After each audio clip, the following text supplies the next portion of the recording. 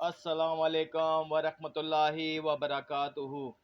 آج ہم ایک ایسی جڑی بوٹی کے بارے میں بات کرنے والے ہیں جو مردانہ طاقت میں اور اس کی استعمال میں بہترین دوا استعمال کی جاتی ہے، مغلظ کے طور پہ بھی استعمال ہوتی ہے، اور مغلظ ادویات کے اندر اس کا استعمال جو ہے وہ بھرپور ہوتا ہے۔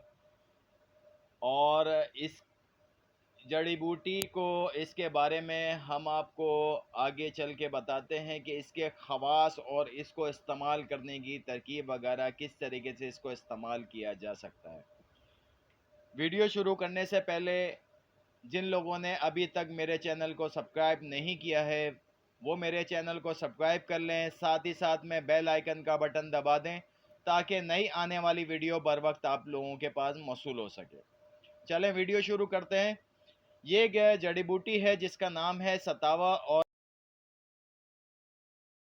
اور یہ مغلظ ہے اور جریان کے لیے بہترین اس کا استعمال ہوتا ہے۔ اس کا ہندی میں اس کا نام ستاور کہتے ہیں، سندھی میں اس کو ستوری کہتے ہیں، گجراتی میں اس کو شتاوری کہتے ہیں، اور سنگرت میں اس کو شت مولی کہتے ہیں، اور انگریزی میں اس کو ایسپیلاگرس کہتے ہیں۔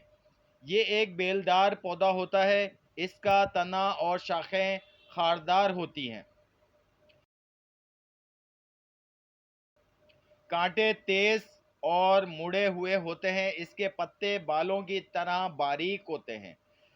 اس کو یہ نباتاتی جڑ ہے اور جڑ پر لمبائی میں لگی ہوتی ہے۔ یہی جڑ اندرونی اور بیرونی طور پر دوا کے طور پہ استعمال کی جاتی ہے، یعنی کہ یہ دوا جو ہے آپ کھانے کے طور پہ بھی استعمال کر سکتے ہیں اور لگانے کے طور پہ بھی یہ جڑی بوٹی استعمال کی جا سکتی۔ اچھا، اس کی رنگ و شبہات کی اگر بات کریں تو جڑ کا رنگ سفید زردی مائل ہوتا ہے، جیسا کہ آپ کو نظر آ رہا ہے۔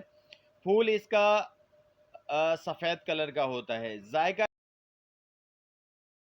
ذائقہ اس کا شیریں ہے، لیسدار ہے۔ آپ اس کو دیکھیں گے کہ یہ نرم ہوتی ہے، اس کو گرینڈر وغیرہ میں آرام سے یہ پستی نہیں ہے، ویسے زیادہ تر یہ ادویات وغیرہ میں اس کو ڈال کے پیسا جاتا ہے، ویسے بھی اس کو پی سکتے ہیں۔ اچھا، اس کا مزاج کی بات کریں تو یہ ٹھنڈا ہے اور درجہ دوم ہے، اور تر بھی ہے، درجہ اول بھی ہے۔ مقدار اس کی خوراک کی اگر بات کریں تو یہ 7 ماشا سے 1 تولہ تک استعمال کیا جاتا ہے۔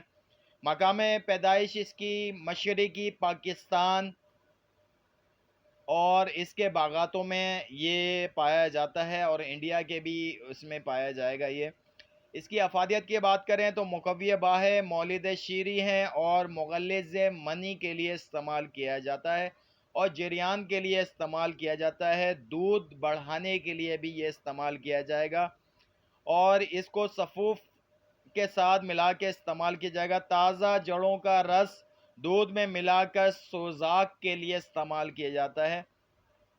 اچھا، دوسری چیز ہے کہ یہ جن لوگوں کے جراثیم کا مسئلہ آتا ہے اس میں بھی یہ کچھ میڈیسنز کے ساتھ استعمال کرنا بہترین رزلٹ کے ساتھ ہوتا ہے۔